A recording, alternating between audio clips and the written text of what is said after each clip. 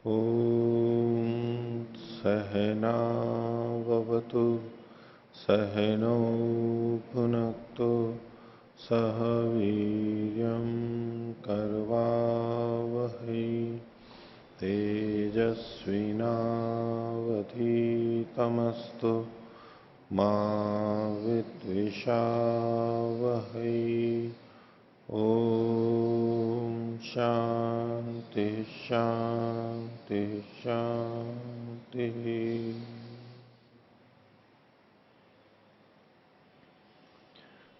मीमांसा दर्शन की 371वीं कक्षा नवम अध्याय का चौथा पाठ प्रारंभ करते हैं। शीर्षक है पशुगणे अध्रिगु प्रैषे समस्त वंक्रीयता प्रकाशनार्थम समस्य वचनाधिकरणम। पशुगण है यानी जिसमें एक पशु नहीं, एक से अधिक पशु, दो तीन जितने भी अधिक हैं, उसमें अत्रिगु प्रैश के संदर्भ में समस्त वंक्रीयता, समस्त यानी सारी, और वंक्री कहते हैं पसलियों को। वंक्रीयता वक्र होती है ना, गोल होती है, तो उनकी जितनी भी पसलियां हैं उन सब को प्रकाशित करने के लिए समस्त वंक्रीयता प्रकाशनार्थम समस्य वचनाधिकरण, मिलाकर के वचन को कहना। अभी भाष्य में स्पष्ट हो जाएगा। एक पशु हो तो वहां पर 26 पसलियां, अब दो पशु होंगे तो वहां पर षड्विंशति की जगह पे क्या प्रयोग किया जाए। दो हो तो 52, द्विपंचाशत द्वापंचाशत प्रयोग किया जाए, तीन हो तो ऐसे बढ़ा करके। तो सिद्धांत पक्ष ये है कि जितनी पसलियां हैं वो कुल मिलाकर के उस शब्द का प्रयोग करना चाहिए, यानी ऊह करना चाहिए, यहां पर मिला करके करना चाहिए। और इसमें कई पूर्व पक्ष हैं कि ये हो सकता है, ये हो सकता है, ये क्यों नहीं हो सकता, वो सारी चर्चा इस अधिकरण में चलेगी। भाष्य देखिए। अस्थि ज्योतिषों में पशुर अग्निशोमी है, तो ज्योतिषों में अग्निशोमी पशु है। यो दीक्षितो यद अग्निशोमियम पशुम आलवते तत्र अध्रिगु प्रैशे इदम आमनायते। अत्रिगु प्रैश में ये वचन मिलता है जो कि अपने विचार का केंद्र है। षड्विंशति अस्य वंक्रय, इसकी, इस पशु की 26 पसलियां होती हैं। तो पसलियां जो हमारी रीढ़ की हड्डी से शुरू होती हैं और आगे की छाती के पास की जो हड्डी है यहां आकर के कुछ मिलती हैं, ऊपर से लेके नीचे तक। जो हमारा ये वक्ष का पिंजरा बना हुआ है वो जिन अस्थियों के घेरे से बना हुआ है, वो आगे एक अस्थि अलग है, पीछे रीढ़ की हड्डी अलग है, लेकिन बीच में जो ये सारा जोड़ने का काम करते हैं इनको पसलियां बोलते हैं। तो इनमें कुछ पसलियां तो सीधे सीधे बीच की हड्डी से जुड़ी भी रहती हैं और कुछ सीधे नहीं जुड़ी रहती, वो नीचे नीचे जुड़ी भी रहती हैं। जैसे मनुष्यों में भी आप देखेंगे हमारे जो नीचे की हड्डियां, एक हड्डी तो बिल्कुल ही यूं ही लटकती रहती है, कोने में रहती है ना सबसे नीचे वाली, वो कहीं से जुड़ी भी नहीं रहती है, नुकीलापन रहता है। कुछ उससे ऊपर की होती है, वो ऊपर ऊपर वाली में यूं जुड़ी भी रहती है। मनुष्यों में कुल 24 पसलियां होती हैं, 12-12 जोड़े, यानी 12 इधर के 12 इधर के जोड़े ऐसे होते हैं। इसमें से 7 ऐसे होते हैं जो सीधे हड्डियों से, बीच वाली हड्डी से जुड़े हुए रहते हैं, इनको वास्तविक पसलियां बोलते हैं, ट्रू रिप्स। और उससे नीचे वाली हैं उनको फॉल्स भी बोलते हैं, यानी झूठी पसलियां हैं। तो पसलियां पसलियां कहते हैं, या तो लटकती हुई, फ्लोटिंग कहते हैं ऐसा। तो 7 ऊपर की होती हैं, 5 नीचे की, 12। तो 12 और 12 24 हमारी होती है। लेकिन ये जो पशु होते हैं जिनमें बकरी, भेड़, गाय और बिल्ली, कुत्ता, इन पशुओं में 26 होती हैं, यानी 13-13 के जोड़े होते हैं। हमारी अपेक्षा उसमें ज्यादा होती है। ये जो 26 संख्या लिखी है उन्होंने, 26 ही होती है। आजकल भी एनाटॉमी में यही माना जाता है उनके पशुओं में, यानी तो प्रत्यक्ष है, इसमें कुछ होने की बात ही नहीं थी।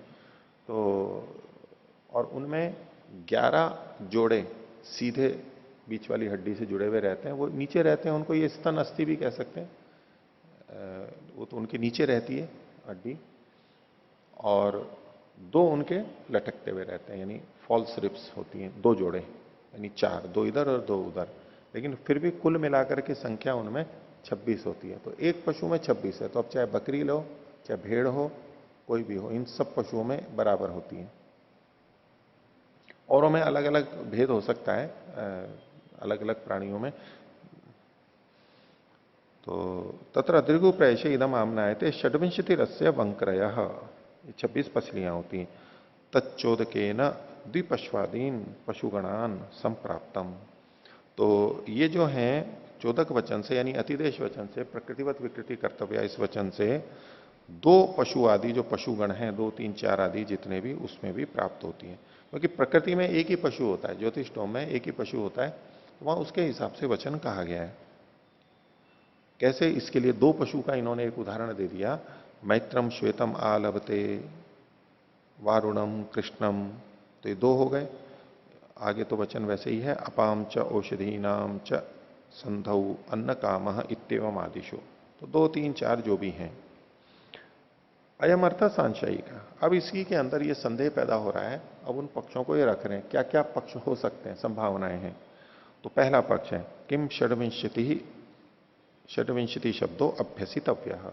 ये जो 26 संख्या है इसका अभ्यास करना चाहिए। पीछे आया था अभ्यास का, 2 बार 3 बार बोल के, वो एक तरीका है। तो षड्विंशति षड्विंशति षड्विंशति ऐसे करके प्रत्येक पशु के लिए षड्विंशति बोलते हुए प्रयोग करेंगे। तो ये तो अभ्यास का ये पहला पक्ष हुआ। दूसरा है किम अविकारेण प्रयोक्तव्य, बिना विकार के, यानी 26 को बोलना है और 26 बस एक ही बार बोलना है, बार बार नहीं बोलना है। ये पक्ष दूसरा हो गया। तीसरा है किम वचन मात्रम उहितव्यम, कि यहां पर वचन को आप परिवर्तन कर देना चाहिए। वचन जो है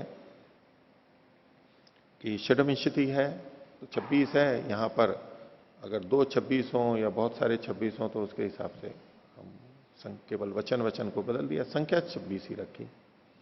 कि वचन मात्रम उहितव्यम, तीसरा पक्ष। चौथा अथवा अस्य पदाभ्यास, अथवा अस्य इस पद का अभ्यास कर लेना चाहिए।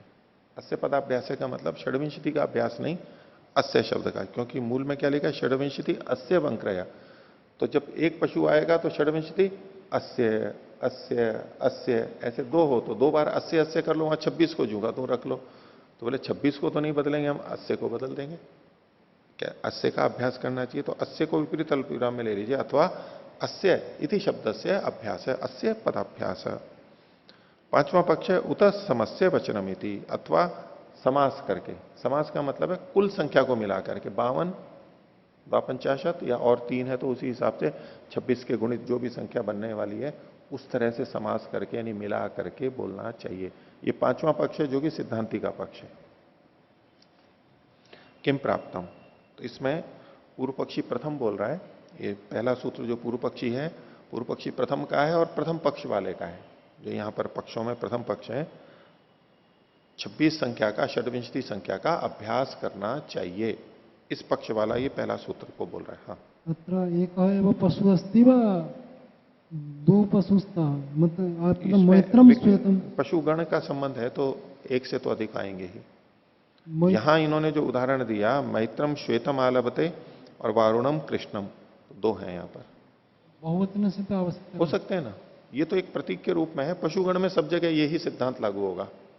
अत्र या चर्चा वर्तते हाँ, द्वयोः विषये वा बहुनां विषये, मुख्य करके 2 को आधार बना करके, चूंकि इन्होंने वचन ऐसा ले लिया है, वो प्रतीक के रूप में है। बाकी समस्त पशुगण में लगेगा, 3, 4, 5 जितने भी हों, 11 हों, उसमें कोई दिक्कत नहीं है। केवल एक प्रतीक के लिए 2 लेकर के चर्चा 2 को लेकर के की है इन्होंने। हाँ, सामान्य कथन भी मिलेंगे जो हम सब जगह लगा सकते हैं, लेकिन बीच बीच में यूं संकेत मिलेगा भाष्यकार से कि ये 2 के लिए चर्चा कर रहे हैं। तो ये पूर्व पक्षी प्रथम है। बहुत सारे पूर्व पक्षी आएंगे, इसलिए पूर्व पक्षी में संख्या लगाते हुए चल जाएंगे कि किसका मत है। ये कहता है षड्विंशतिर अभ्यासेन पशुगणे, पशुगण होने पर षड्विंशति जो शब्द है ये अभ्यास से करना चाहिए। तो ये प्रथम पक्ष है, यहां अल्प विराम ले लीजिए, पशुगणे। क्यों ऐसा है तो उसका कारण बताया, तत्प्रकृतित्वात्, उसके प्रकृति से होने से। प्रकृति में षड्विंशति शब्द है तो प्रकृति का अनुग्रह होगा। आगे गुणस्य प्रविभक्तत्वात् अल्प विराम, जो गुण है उसके अलग अलग होने से। गुण का मतलब है 26 जो संख्या है ये पशु का गुण हो गया, ये 26 पसली वाला है, ये उस पशु का गुण हो गया। और ये जो गुण है वो प्रविभक्त है कि हर पशु में अलग अलग है। 26 यहां पर है तो 26 यहां पर है, इकट्ठा आप 52 करोगे तो एक में 52 मिलेगा नहीं, ये अभिप्राय। तो ये जो गुण है 26 संख्या वो प्रविभक्त है प्रत्येक पशु में अलग अलग होने से। गुण से प्रविभक्तत्वात् अविकारे ही तासाम अकार्षणेन अभिसंबंधो, अल्प विराम। अविकारे ही, यदि आप यहां विकार नहीं करते हो, अविकार का मतलब है दूसरा पक्ष, जो दूसरा पक्ष था कि किम अविकारे न प्रयोक्तव्य, अविकार मतलब कुछ भी नहीं बदलना है, जो का तू करेंगे तो। विकार के कई पक्ष हैं कि 26 का अभ्यास किया जाए, 80 का अभ्यास किया जाए या समास करके लिया जाए, वो विकार के अनेक पक्ष हैं। यानी मूल जो वाक्य है प्रकृति में, उसमें कुछ भी विकार नहीं करना चाहिए, ये दूसरा वाला पक्ष है। तो क्या ये प्रथम पूर्व पक्षी उस दूसरे पूर्व पक्षी के लिए कह रहा है, दूसरे पक्ष के लिए दोष दिखा रहा है। अविकारे ही तासाम अकार्षणेन अभिसंबंध, अगर आप यहां पर विकार नहीं करोगे दूसरे पक्ष की तरह से, तो उनका, उन पसलियों का, वंक्रियों का अकार्षणीय रूप में संबंध बनेगा, संपूर्णता से संबंध नहीं बनेगा। क्योंकि वहां पर तो हो जाएंगे 2 के या 3 के, और आप बोल रहे हो केवल 26 ही, तो ग्रहण तो होगा लेकिन 26 का ही होगा, सबका सबका सबका ग्रहण नहीं होगा, कार्षण का ग्रहण नहीं होगा। ये दोष बता रहा है ये। अविकारे ही तासम अकार्षणेन अभिसंबंधो। आगे, विकारात न समासः स्यात्, और अगर आप इसका मिला करके, यानी अनेकों में अनेकों का मान करके, और आप इसको विकार माने, विकारात न समास स्यात्, समास भी नहीं होना चाहिए। समास पक्ष मतलब अंतिम 5वां पक्ष जो सिद्धांति का है, बोले समास मिला करके भी नहीं कर सकते आप कि 52 बोल देंगे, 52 बोल देंगे। क्यों? बोले उससे विकार हो जाएगा, प्रकृति में विकार हो जाएगा, शब्द बदल दिया ना। तो विकार न हो ये ज्यादा अच्छा है, प्रकृति वाला शब्द रहे, समस्त पद में विकार हो जाएगा। असंयोगाच सर्वाभि, और अगर आप उसमें समास करके 52 आदि बोलते हो, 52 बोलते हो, तो उसके साथ में सबका संयोग नहीं हो पाएगा, सब पशुओं के साथ में संयोग नहीं हो पाएगा कि इस पशु में 52 उस पशु में 52, तो 52 वाला संगति लगेगी नहीं, इसलिए समस्त भी नहीं होना चाहिए। तो इसे प्रथम पूर्व पक्षी ने दूसरे पक्ष को और 5वें पक्ष को लेकर यहां पर खंडन किया है। और ये सूत्र बहुत बड़ा है, सबसे बड़ा सूत्र है, पहले भी आया था, हमारे कई बड़े बड़े सूत्र आए थे। तो पीछे भी 1183वें पृष्ठ पर एक बहुत बड़ा सूत्र आया था, लेकिन ये उससे भी बड़ा है।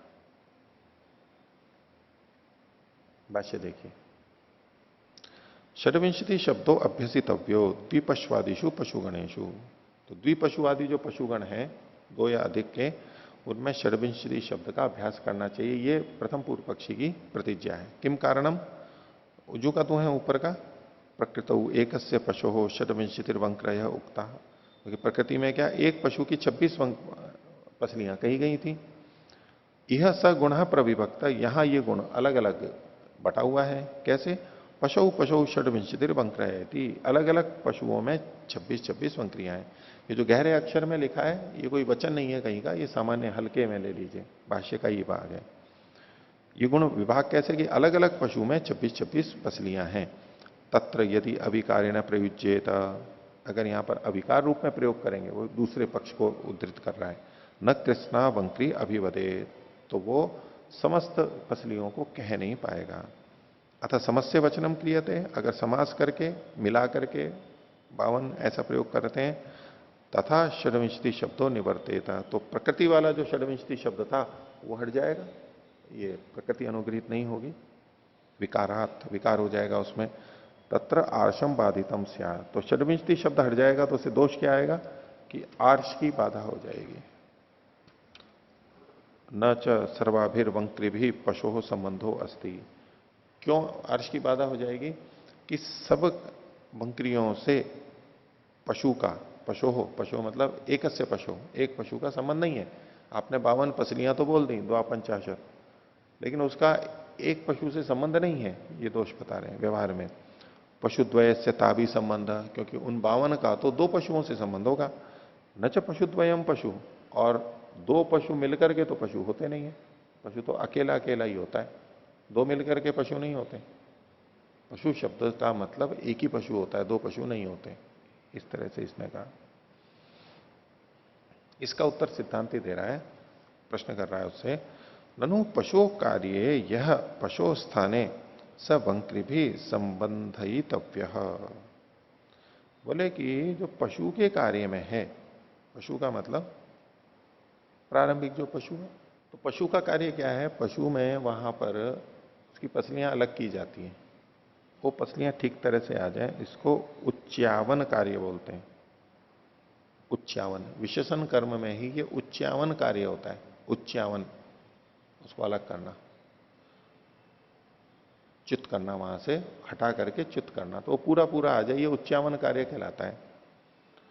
तो पशु के कार्य में, उच्चावन कार्य में, उस विषय में यह पशु स्थान है, जो पशु के स्थान में है। पशु के मतलब एक पशु के स्थान में जो है। अब एक पशु के स्थान में कौन है? 2, 3, 4 जितने भी हैं। तो जो एक पशु के स्थान में है, सह वह वंक्री भी संबंध ही तव्य है, पसलियों से वो जोड़ा जाएगा। और तथा ही प्रकृतो वचनम कृतम, और प्रकृति में भी ऐसा ही वचन किया गया है कि उन पसलियों को पशु के साथ में जोड़ा गया है। तो यहां जो पसलियां हैं, तो एक पशु के स्थान में जितने पशु हैं उन सबके साथ में जोड़ा जाएगा इसको। समस्ताभिर्वंक्री भी पशुद्वय से संबंधे कृते, और ऐसे में समस्त वंक्रियों का दो पशुओं के साथ में संबंध किया जाएगा, यानी जहां दो पशु हैं वहां पर कृते एक कस्य षड्विंशत्या संबंध प्रत्यायित स्यात्, एक एक के लिए 26-26 का संबंध बन जाएगा। पूर्व पक्षी ने कहा था ना, अगर आप समस्त बोलोगे तो एक पशु में तो ये होते नहीं है, संबंध जुड़ेगा नहीं। तो बोले कोई बात नहीं, वहां एक पशु था, यहाँ दो पशु हैं, यहाँ 52 हो गए, तो एक एक के साथ 26-26 संबंध जुड़ जाएगा, कोई बात नहीं है। इस पर पूर्व पक्षी कह रहा है अत्रोच्यते नैवम प्रकृतौ कृतम, बोले प्रकृति में ऐसा थोड़ा ना किया गया था। सिद्धांति कह रहा है प्रकृति में ऐसा ही किया गया था, वो पसलियां थी और जितने पशु थे उसके साथ जोड़ दिया था। एक था तो एक से जोड़ दिया, यहां दो से जुड़ेगा। तो पूर्व पक्षी कह रहा है नैवम प्रकृतौ कृतम, प्रकृति में तो ये नहीं किया गया था। क्या किया था? बोले प्रकृतौ च साक्षात विंशत्या पशु संबंध, षड्विंशत्या प्रकृतौ च साक्षात षड्विंशत्या पशु संबंध, प्रकृति में तो 26 का पशु से सीधा संबंध किया गया था। अब वो 26 शब्द पे केंद्रित हो गया है, 26 का पशु से सीधा संबंध किया गया था। सिद्धांत क्या ले रहा था? पसलियों का पशु से संबंध किया गया था, यहां पसलियां ज्यादा है, पशु ज्यादा है, तो जुड़ जाएगा। बोले नहीं, वहां पर 26 का पशु से संबंध किया गया था। यह पर संख्या संबंधे क्रियमाणे, और यहां पर दूसरी संख्या से, पर संख्या से, पर संख्या मतलब 250 का संबंध जोड़ रहा है, 26 का, षड्विंशति का तो जुड़ नहीं रहा है। तो यह पर संख्या संबंधे क्रियमाणे परोक्षया अवयव संख्या संबंध आनुमानिका स्यात्, तो आप 26-26 करके जोड़ोगे तो सही, लेकिन ये परोक्ष होगा, परोक्ष अवयव संख्या से। 52 का अवयव 26-26 होते हैं, तो उस परोक्ष अवयव संख्या से संबंध होगा, तो यह आनुमानिक होगा। यानी प्रकृति में 26 संख्या पसली से जोड़ते हुए पशु से जोड़ा गया, तो वहां पर प्रत्यक्ष संबंध किया गया 26 का। और 52 से अगर हम पशु से करके 26-26 करेंगे, तो ये जो 26-26 हमने कैसे निकाला? प्रत्यक्ष तो श्रुति कह नहीं रही है, तो वो अनुमानिक होगा कि हम अनुमान कर रहे हैं, क्योंकि 52 है, पशु 2 हैं, तो इसलिए 26-26 हो जाएंगे। ये प्रत्यक्ष नहीं किया हमने, श्रुति से प्रत्यक्ष श्रुत नहीं हुआ, अनुमानिक हो जाएगा। तो इसको ये दुर्बल मान रहा है पूर्व पक्षी। बोले प्रकृति के समान कहां हुआ? यहां पर हमने अलग तरीके से अर्थ लिया है। तो प्रकृतौ च साक्षात विंशत्या षड्विंशत्या पशु संबंध, यह पर संख्या संबंधे क्रियमाणे परोक्षया अवयव संख्या संबंध आनुमानिका स्यात्। एक ये दोष बताया, न च नियोगतः षड्विंशत्या, मतलब नियोगतः, और दूसरा दोष और बता रहे हैं, नियोगतः मतलब 26-26 ही, ऐसा ही आप अर्थ क्यों निकाल रहे हो? यहां पर नियोगतः भी नहीं आएगा, 52 का है वहां तो न च नियोगतः षड्विंशत्या, ये 26 का ही होगा, ये निश्चित तो नहीं होगा। प्रकृति में जो 26 कहा गया है वहां तो नियोगतः है, निश्चित नियमतः है, यहां तो नियमतः 26 आप नहीं ले सकते। क्यों?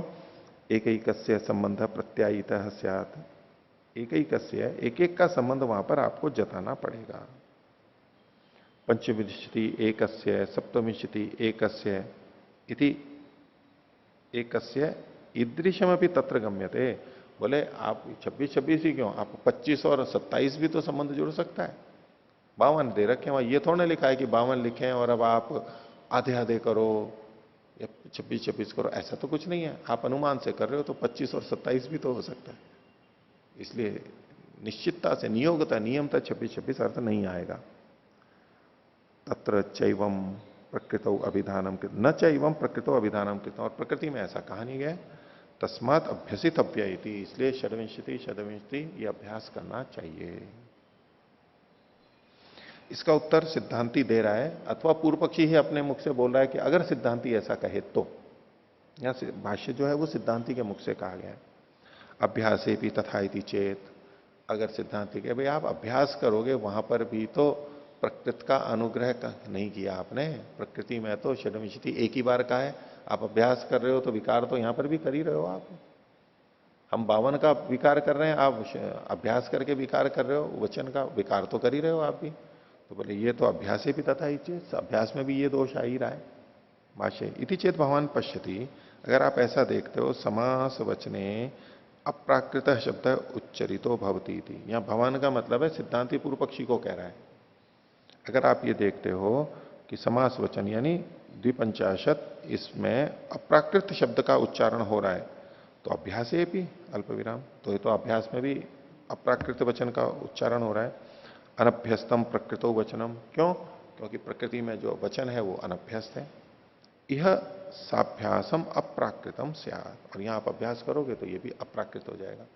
ये प्रथम पूर्व पक्षी पे आक्षेप आता है, तो प्रथम पूर्व पक्षी उसका उत्तर दे रहा है तीसरे सूत्र में। न गुणात अर्थकृतत्वाच्च,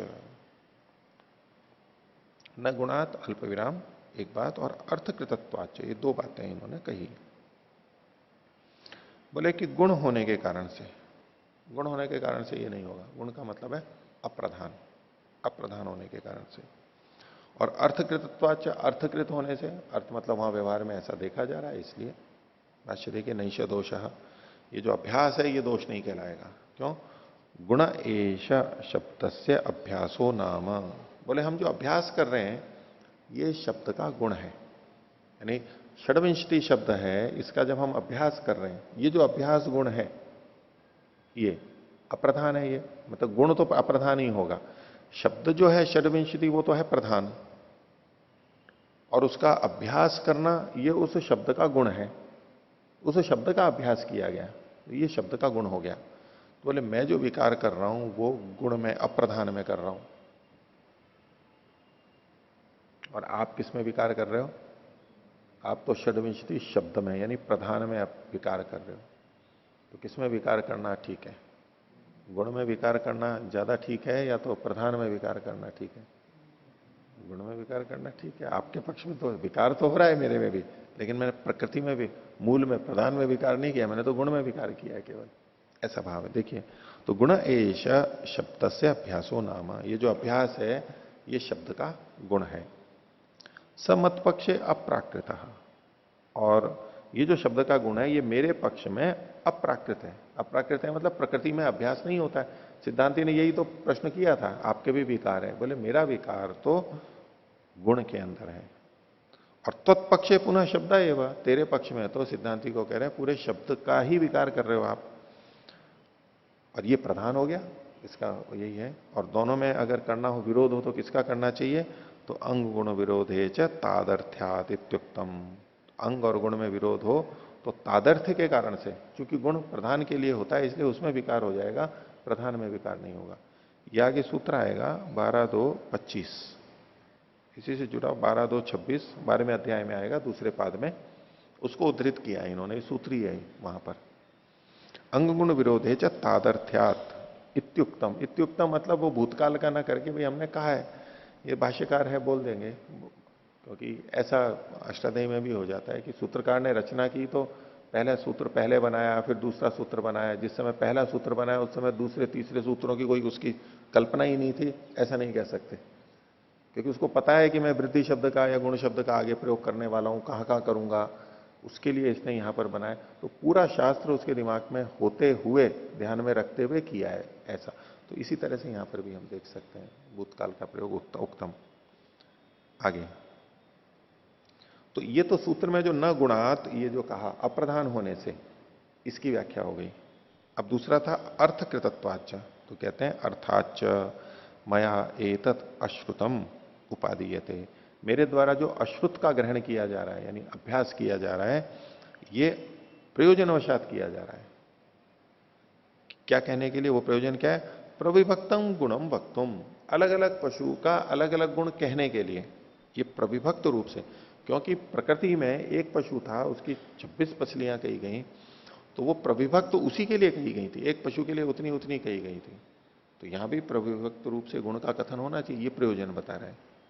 प्रविभक्तम गुणम वक्तुम यच्च, अब एक सिद्धांत कह रहा है अपने पक्ष में, यच्च श्रुत चिकीर्षया अश्रुतम क्रियते इष्यते एव तदस्माभि।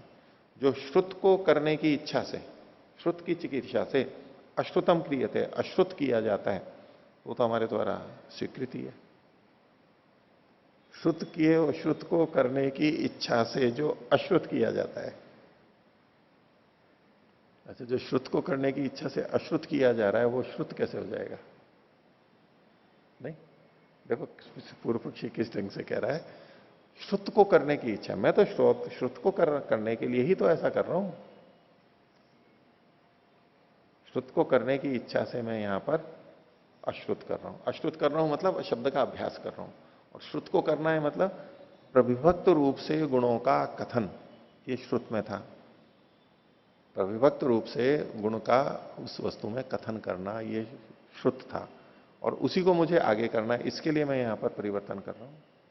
दूसरा कहेगा कि ये तो आप अश्रुत कर रहे हो, सिद्धांति कह रहा है आप श्रुत श्रुत की बात कर रहे हो, श्रुत को तो बदल रहे हो आप यहां पर।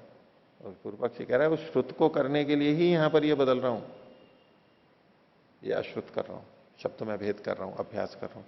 अगर ये अश्रुत नहीं करूंगा तो वो श्रुत भी चला जाएगा।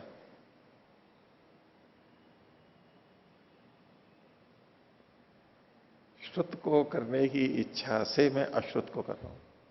और दूसरे पक्ष में क्या बनेगा, अगर आप श्रुत को करोगे तो श्रुत की बाधा हो जाएगी। ये तो अश्रुत किस लिए कर रहा है, श्रुत की रक्षा के लिए। तो दूसरे पक्ष में आरोप क्या लगाएगा, आप अश्रुत कर रहे हो। आप श्रुत अगर करोगे भी, यानी अगर ऐसा करना चाहो जैसा कि अविकार रूप से, पूर्व पक्षी द्वितीय जो मानेगा, दूसरा पक्ष है जू का तू बस केवल पढ़ रहे हैं, बोले अगर आप यहां पर श्रुत करोगे जू का तू, अभ्यास आदि विकार कुछ नहीं करोगे, तो उससे श्रुत नहीं हो पाएगा। मतलब शब्द की दृष्टि से तो आप श्रुत कर रहे हो, लेकिन जो श्रुत की भावना है, जो वहां तात्पर्य था, वो छूट जाएगा आपका। और ये पूर्व पक्षी अपने ढंग से क्या कह रहा है, श्रुत जैसा वहां कहा गया वैसा का वैसा हो, उसके लिए यहां पर मैं उस शब्दों में परिवर्तन कर रहा हूं, काम तो वही कर रहा हूं, जैसा वहां कहा गया है वैसा करने के लिए मैं यहां पर शब्दों में भेद कर रहा हूं। देखो कितने अच्छे ढंग से बात को कहा है ना, यच्च श्रुत चिकीर्षया अश्रुतम क्रियते इष्यते एव तदस्माभि। ये तो हमारे को इष्ट ही है, ये और तो कर नहीं सकते, ये तो करना पड़ेगा। तस्मात अदोष, इसलिए कोई यहां पर दोष नहीं है।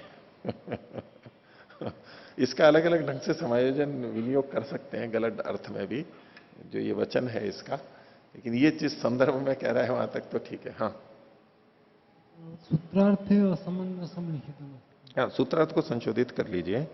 इसमें जो इन्होंने लिखा ना, गुणात, समास करने से ऐसा नहीं होता। देखो सूत्रार्थ ये मतलब तीसरे सूत्र का देख रहे हैं, न नहीं ठीक है, अर्थकृतत्वाच, अभ्यास करने से सभी वंक्रियों का संबंध दोनों पशुओं के साथ समझा जा सकता है, प्रयोजन हो जाएगा। ये वो हुआ प्रविभक्तम गुणम वक्तुम, ठीक है। अभ्यास करने से सभी वंक्रियों का संबंध दोनों पशुओं के साथ हो जाएगा।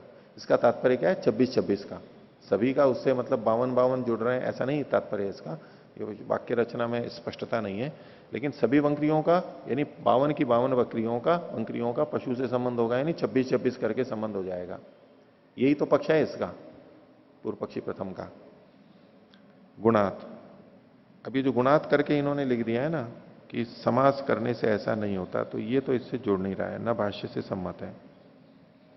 गुणात मतलब अप्रधान होने से, ये हेतु के रूप में यहां पर लेंगे। गुणात मतलब अप्रधान होने के कारण से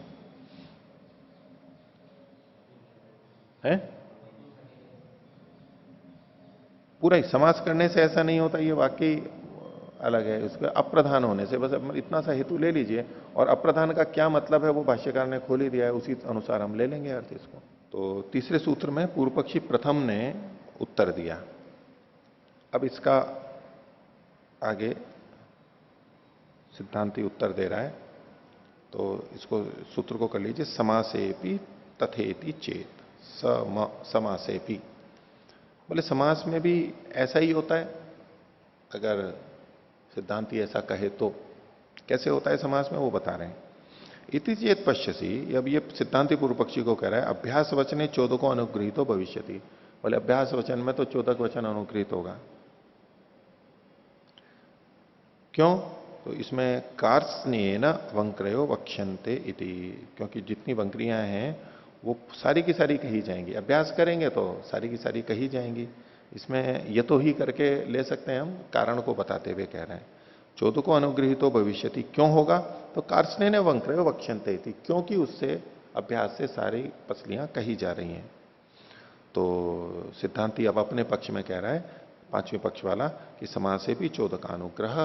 बोले हम समाज कर रहे हैं तो उसमें भी तो चोदक का अनुग्रह हो गया, उसमें भी तो सारी वंक्रियां कही गई। क्या कैसे अनुग्रह है? तो उसी को आगे बताना है। कार्त्स्नेन वंक्रीणाम अभिधानात, संपूर्ण रूप से वंक्रियों का कथन है। प्रकृति में भी जितनी वंक्रियां थी उतना का कथन किया गया, विकृति में भी जितनी वंक्रियां थी उसका कथन किया गया। आप अभ्यास से कर रहे हो, हम समाज से कर रहे हैं, तो कथन तो पूरी वंक्रियों का हो ही गया। अब कह रहे हैं आगे, अपीच समास वचने योग पद्य वचनात् प्रयोग वचनों अनुगृहीतो भविष्यति। और ये जो समास कर रहे हैं इसमें विशेषता क्या है?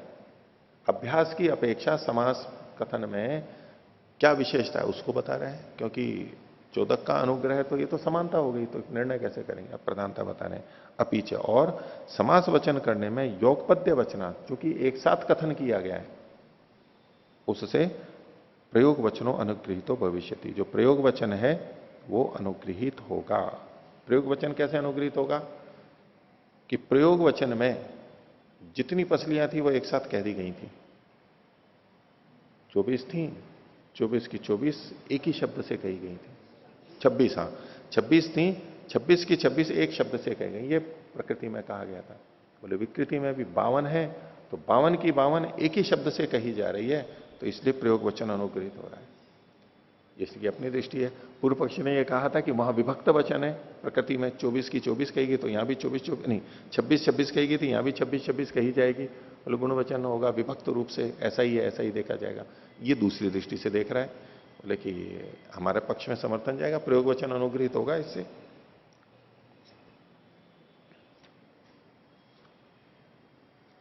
तो योग पद्य वचन से प्रयोग वचनों अनुगृहीतो भविष्यति, तस्मात् समसी तव्या वंक्रयति, इसलिए समास कर लेना चाहिए। तो इस पर पूर्व पक्षी कहता है, वही यानी प्रथम पूर्व पक्षी, न असंभवात, ये आपका कथन ठीक नहीं है, ऐसा नहीं हो सकता असंभव होने से। क्यों नहीं असंभव, क्यों असंभव है? उसका कारण भाष्य में बता रहे हैं। नहीं तदेवम, ऐसा ठीक नहीं है। मम चोद को अनुगृहित षडमिष्टि शब्द प्रयोगात, बोले मेरे पक्ष में तो वो चोदक वचन अनुग्रहित हो रहा है षडविंशति शब्द का प्रयोग होने से। अब ये चोदक वचन क्या है? प्रकृतिवत विकृति ही कर्तव्य, ये तो प्रकृति के समान, समान तो तब होगा जब 26 शब्द का, षडविंशति शब्द का प्रयोग किया जाएगा। तो बोले षडविंशति शब्द का प्रयोग होने से चोदक वचन मेरे में अनुग्रहित हो रहा है। और तब प्रयोग वचन समस्य वचना, और तेरे पक्ष में सिद्धांति को कह रहा है आप में तो प्रयोग वचन अनुग्रहित हो रहा है समस्य वचना, समास करके मिला करके वचन करने के कारण से। तो यानी दोनों में अनुग्रह अलग अलग हो रहे हैं। पूर्व पक्षी कह रहा है मेरे में तो चोदक वचन अनुग्रहित हो रहा है, आपके में प्रयोग वचन अनुग्रहित हो रहा है, ये उसने मान लिया। लेकिन किसकी बलवत्ता है उसको अब आगे कहेगा। ये तो एक केवल उदाहरण दिया है, बात बताइए। बोले न च संभवती चोदके प्रयोग वचनम प्रति आदर्तव्यम, बोले चोदक वचन के संभव होने पर प्रयोग वचन के प्रति आदर नहीं करना चाहिए। यानी प्रयोग वचन की अपेक्षा चोदक वचन को, अतिदेश वचन को ये बलवान मान के बोल रहा है। जब इसी से बात बन रही है तो फिर प्रयोग वचन के प्रति आदर नहीं करना चाहिए, यानी अभ्यास करना चाहिए। क्यों? इसके लिए हेतु है बलियान ही चोदक, अतिदेश वचन बलवान है। क्यों बलवान है? उसके लिए अब कारण बता रहा है। देखो किस तरह से देख रहा है। सही धर्माणाम उत्पादक प्रापकश्च, यहां जो विकृति में धर्मों का उत्पादक और प्रापक है वो कौन है? अतिदेश वचन है। देखो कितने महत्वपूर्ण है ये, धर्मों का उत्पादक और प्रापक है। और प्रयोग वचन क्या करता है? प्रयोग वचन प्राप्ता नाम उपसंग्राहक, प्रयोग वचन जो होता है वो जो प्राप्त थी चीजें पहले से, मछलियां पहले से प्राप्त थी, उसका केवल उपसंग्राहक है कि इसको यहां पर ऐसा करो।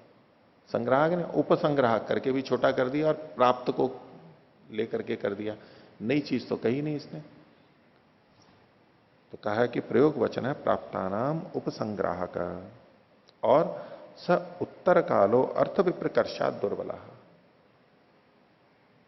ये जो प्रयोग वचन है वो उत्तर काल में होगा, क्योंकि कहा तो प्रकृति में गया था, अब इसको हम विकृति में ला रहे हैं तो ये उत्तर काल में हो गया और अर्थ का विप्रकर्ष होने से दुर्बल हो जाएगा। जबकि अतिदेश वचन है तो वो तो प्रकृतिवत विकृति कर्तव्य है, वो तो विकृति के लिए ही कह रहा है।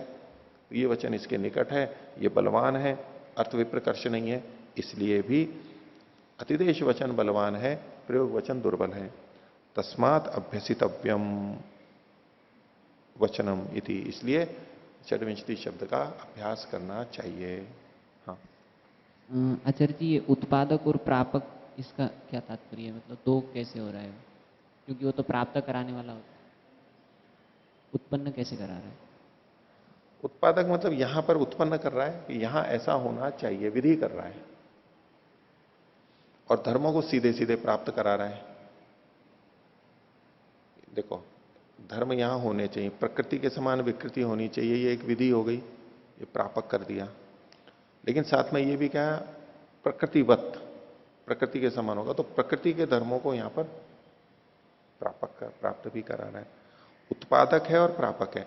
यदि ये यहां पर नहीं होता, यानी विकृति में ये अतिदेश वचन नहीं लगता, ये वचन ही नहीं होता, तो यहां पर धर्म उत्पन्न नहीं हो पाते। तो पहली बात तो धर्म की उत्पत्ति कर दी उसने, और वो धर्म कहां से आएंगे, तो वहां से प्रकृति से आएंगे, ये प्राप्ति भी करवा दी कि ये वाले आएंगे। ऐसे दो तरह से देख रहे हैं, वैसे एक भाव में भी देख सकते हैं इसको। तो उत्पादक प्रापकश्च, और प्रयोग वचन केवल प्राप्ता नाम उपसंग्राहक है, ऐसा करके प्रयोग वचन को दुर्बल कर दिया। तो सिद्धांति ने तो कहा था मेरा प्रयोग वचन अनुग्रहित हो रहा है, ये अतिरिक्त बात है, बोले कि नहीं। आगे छठा सूत्र, ये भी वही पूर्व पक्षी प्रथम ही बोल रहा है, स्वाभिश्च वचनम प्रकृतौ तथा इह स्यात् तथेह स्यात्। और बोले प्रकृति में जो वचन है अपनी अपनी वंक्रियों से, स्वाभिश्च वचनम, अपनी अपनी, यानी जिस पशु की जितनी है, यानी 26, उससे कथन है। तो प्रकृति में ऐसा है तो वैसा ही यहां पर विकृति में भी होना चाहिए। स्वाभिश्च वंक्री भी पशु उपलक्षित है प्रकृतो। प्रकृति में पशु कैसे उपलक्षित किया गया है? अपनी वंक्रियों से, यानी स्वाभिश्च वंक्री, अपनी वंक्रियों को बताने वाले शब्द से, यानी षड्विंशति शब्द से। यहां भी तथा वह उपलक्षितव्य है, यहां विकृति में भी ऐसा ही होना चाहिए। और ये कैसे होगा? सो अभ्यास वचने शक्यते, अभ्यास वचन में ही ये संभव है। समास वचने ही पर संख्या समुदाय से उक्ता भवती, समास कथन करने में तो भिन्न संख्या वामन आदि समुदाय के लिए कही गई होती है। तथा न स्वाभि पशु उपलक्षिता भवंती, इसलिए पशु अपनी अपनी संख्या वाले शब्दों से उपलक्षित नहीं होती है। तस्मात असदेतत, इसलिए आपका पक्ष ठीक नहीं है। इसका उत्तर सिद्धांति देता है, वंक्रिणाम तो प्रधानत्वात् समासेन अभिधानम स्यात् अल्प विराम, प्राधान्यम अधिको तदर्थत्वात्। ठीक है कि वंक्रियों की यहां पर प्रधानता है। पशु और वंक्रियों की दृष्टि से देखा जाए तो वंक्रियों की यहां पर प्रधानता है। वंक्रिणाम तो प्रधानत्वात् समासेन अभिधानम स्यात्, इसलिए उनका समास रूप से ही कथन होना चाहिए। इनकी प्रधानता है, अदीर्घ प्रयश में पसलियों की प्रधानता है। क्यों? तदर्थत्वात्, क्योंकि वो पसलियों के लिए है, पशु के लिए नहीं है। यह दीर्घ प्रयश का प्रकरण है, तो दीर्घ प्रयश में पसलियों की प्रधानता है, पशु की प्रधानता नहीं है। कैसे, ये भाष्यकार अभी बताएंगे। तो तू शब्द है पक्षम व्यावर्तयति नैतदेवम, ऐसा नहीं है। कैसा नहीं है, उसी को आगे बताया, इसलिए पूर्ण विराम हटा सकते हैं। नैतदेवम अभ्यसितव्य षड्विंशति शब्दायति, ये जो प्रथम पूर्व पक्ष था उसको कहा कि ये ठीक नहीं है। किम तरही, फिर क्या होना चाहिए?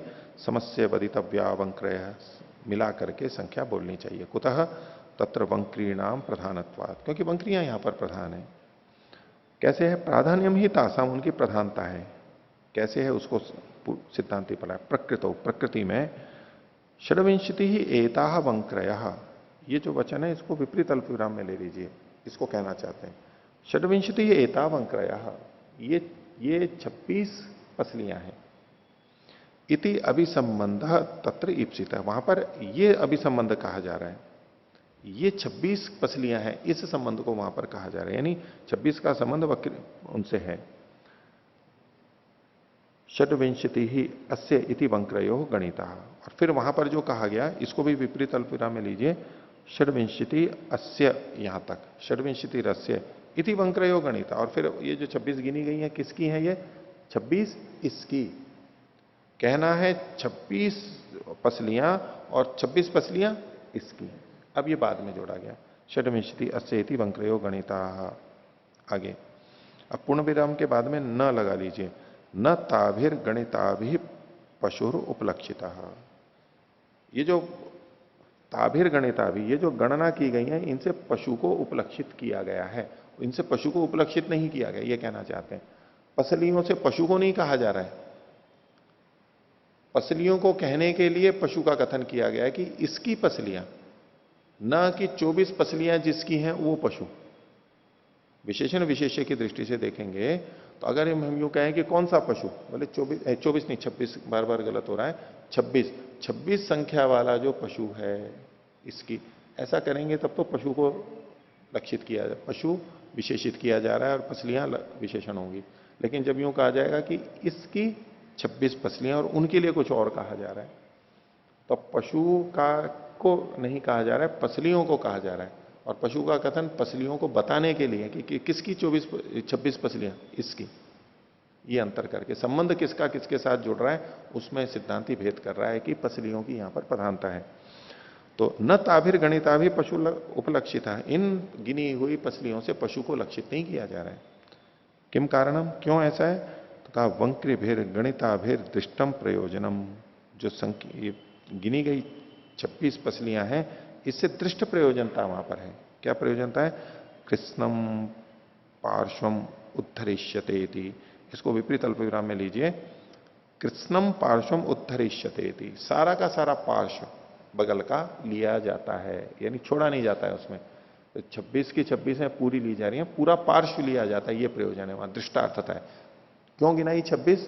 क्योंकि कम न हो जाएगी तो वो पूरा पार्श्व नहीं आ पाएगा। तो पूरा पार्श्व लेने के लिए 26 संख्या गिनाई गई है, न कि पशु को केंद्रित करने के लिए। पशु उपलक्षित नहीं है यहां पर, और ये दृष्ट प्रयोजनता है इसकी।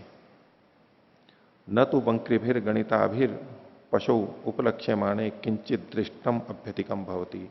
और अगर इन पसलियों से, गिनी गई पसलियों से पशु को उपलक्षित किया जाए तो कुछ भी वहां पर दृष्ट अभ्यधिक नहीं होता, कुछ नया विशेष नहीं होगा। अगर आप इससे पशु को लक्षित कर भी दोगे तो अब क्या करोगे, उससे क्या करोगे? तो कुछ भी अधिक लक्षित, दृष्ट लक्षित नहीं होगा। तस्मात न पशु संबंधो विवक्षिता। इसलिए यहां पर पशु का संबंध विवक्षित नहीं है, पशु को नहीं कहा जा रहा है। एवं प्राधान्यम वंक्रीणाम पूर्ण विराम। इससे वंक्रियों की प्रधानता सिद्ध होती है।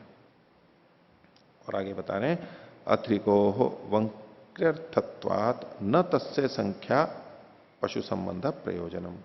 अद्रिगु जो प्रयश किया जा रहा है उसके, वो चूंकि वंक्रियों के लिए है, इसलिए उसका न संख्या पशु संबंध प्रयोजनम, संख्या और पशु का संबंध बनाना यहां पर प्रयोजन नहीं है।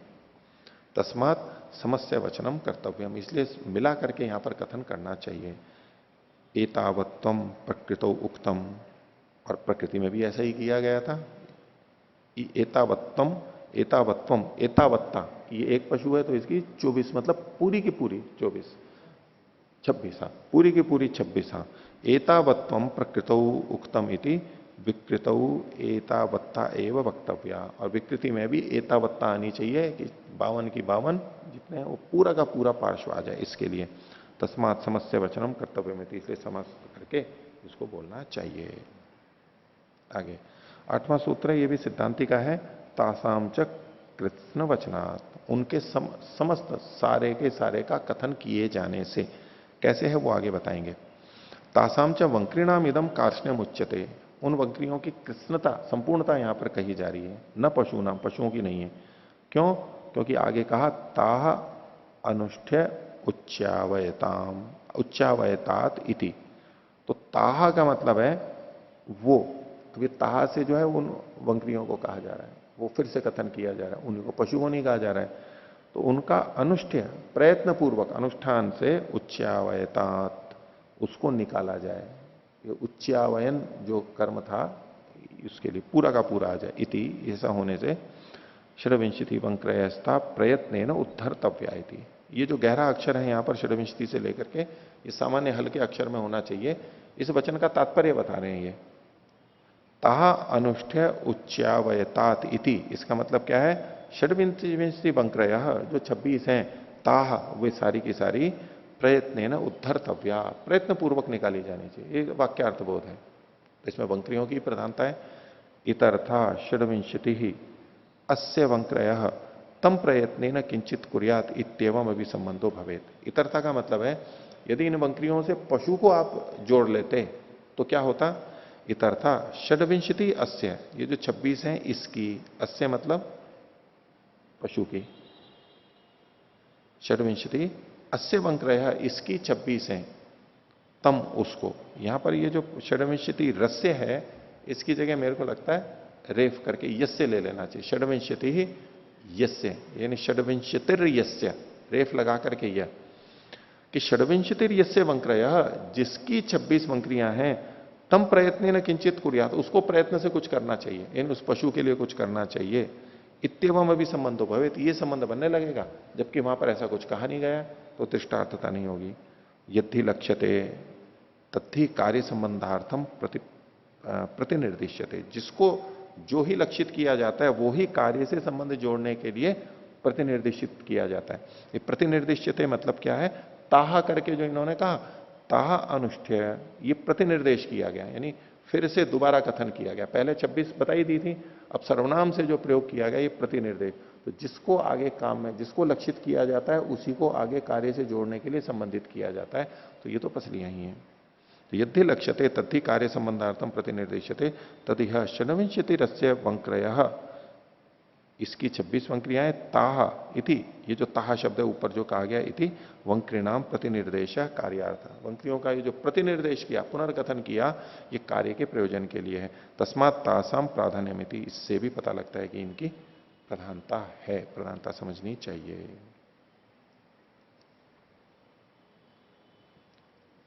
आगे तो यहां तक ये प्रथम पूर्व पक्षी की बात हो गई, पक्ष विपक्ष दोनों सिद्धांति के हो गए। अब दूसरा पूर्व पक्षी बीच में आके बोल रहा है, 9वां सूत्र, पूर्व पक्षी द्वितीय, अपितु असन्निपातित्वात् पत्नीवत आम्नातेन अभिधानम स्यात्। तो अपितु पक्ष को निवृत्त कर रहा है, क्या? असन्निपातित्वात्, ये असन्निपाती है,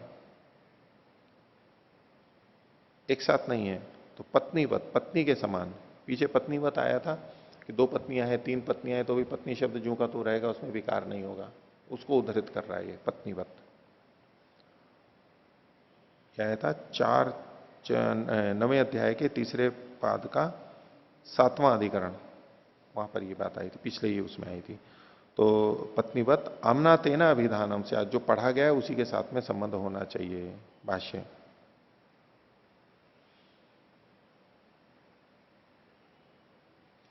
अपितु इति पक्ष व्यावृत्ति नहीं तदेवं समसितव्या वंक्रयति, वंक्रियों का समास करना चाहिए, यानी सिद्धांत पक्ष जो 5वां है उसका खंडन कर रहा है। किम तरी, फिर क्या करना चाहिए? अविकृत विंशति शब्द प्रयोक्तव्य है, षड्विंशति जो का तो शब्द बिना विकार के प्रयोग करना चाहिए। क्यों? कुतः असन्निपातित्वात्, असन्निपाती होने से। असन्निपाती का एक विशेष अर्थ में यहां पर प्रयोग कर रहे हैं कि मंत्र का जो प्रयोग किया गया, वचन का जो प्रयोग किया, उसके बाद में कर्म का कथन, मंत्र के बाद में, मंत्र के अंत में यहां पर कर्म कुछ कथन नहीं किया गया। पूर्व पक्षी ये कह रहा है असन्निपाती होने से, ये जो कथन किया गया उसके साथ में कर्म का संबंध न होने से, उसके साथ सन्निपाती न होने से, असन्निपातित्वात्, उसको खोल रहा है सिद्धांत, यही भाष्यकार। असन्निपाती ही अत्रिगु, अत्रिगु मतलब अत्रिगु प्रेश जो है वो यहां पर असन्निपाती है।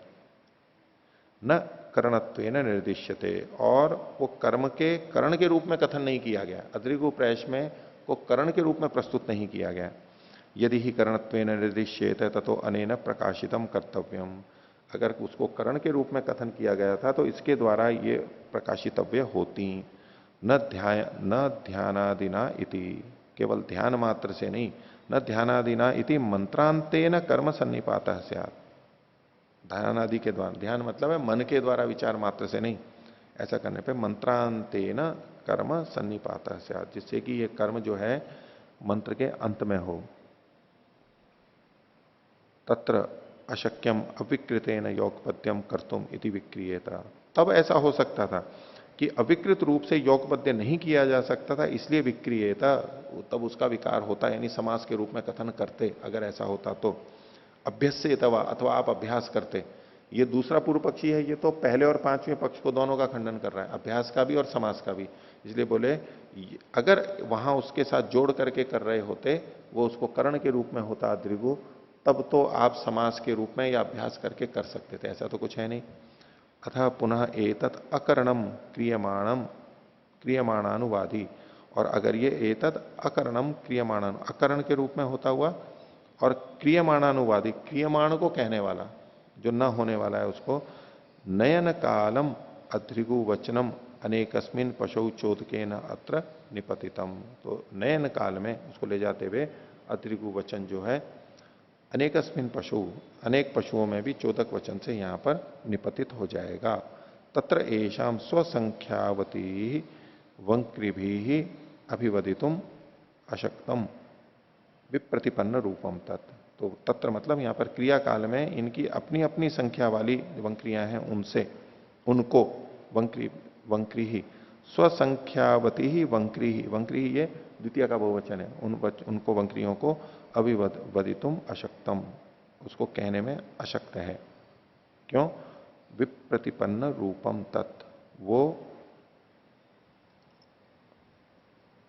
प्रकृति वाला, विप्रतिपन्न रूप प्रतिपन्न रूप मतलब बदला हुआ, विप्रतिपन्न रूप का मतलब है वो प्रकृति वाला रूप है, जो प्रकृति वाला है उसे विपरीत ऐसा अर्थ लेना चाहिए। वैसे तत्र एषाम स्वसंख्यावती ही वंक्री ही अभिवदितुम अशक्तम, वो इनकी संख्या, इसको नहीं कह सकता अपनी संख्या को। विप्रतिपन्न रूपम तत्, वो विप्रतिपन्न रूप है, भिन्न रूप वाला हो गया, यानी प्रकृति से बदला हुआ है, परिवर्तित है, प्रकृति वाला नहीं है। तस्मात् न तद वंक्रीणाम इयत्ता वदितव्या, न तद वंक्रीणाम इयत्ता वदितव्या, इसलिए उन वंक्रियों की इयत्ता यानी संख्या नहीं कहनी चाहिए। किम तरही षड्विंशति संख्याया संबंध कर्तव्य है, यहां पर तो बस 26 संख्या का संबंध करना है, और वो 26 संख्या का यहां पर संबंध होगा, दृष्टार्थता कुछ है नहीं, तो वो अदृष्टार्थता में जाएगा। तो षड्विंशति संख्याया संबंध कर्तव्य है। यथा जैसे कि द्विपत्नी के बहुपत्नी के वा प्रयोगे पत्नी शब्द है एक वचनांतो न संख्या पत्नी ही परिच्छिन्नति, पीछे का जो था, तो 2 पत्नी 3 पत्नी वाले प्रयोग में भी पत्नी शब्द जो है एक वचनांत होते हुए भी संख्या से पत्नी को परिच्छेदित नहीं करता है। किम तरही एकत्वेन संबद्धाति, एक के रूप में वहां पर संबंध करता है, एवं इहापि, ऐसे भी यही ऐसे ही यहां पर हो जाएगा। तस्मत् अविकारेण प्रयोग, इसलिए अविकृत रूप में प्रयोग होगा। एवं अविकारे आर्षम अनुग्रहिष्यते, अविकार प्रयोग होगा और अविकार से आर्ष का अनुमोदन होगा। तो आज का पाठ इतना ही रखते हैं। प्रणाम।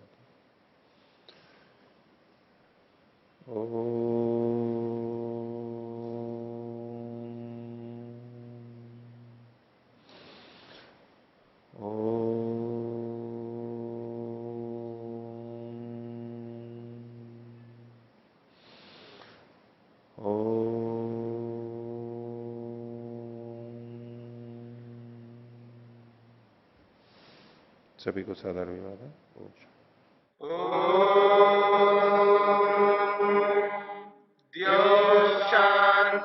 शांतिरंतरिक्षम शांति पृथिवी शांतिरापः शांतिरोषधयः शांति वनस्पतयः शांतिर्विश्वे देवा शांतिर्ब्रह्म शांति सर्वं शांति शांतिरेव शांति क्षमा शांतिरेधि। ओम शांति शांति शांति।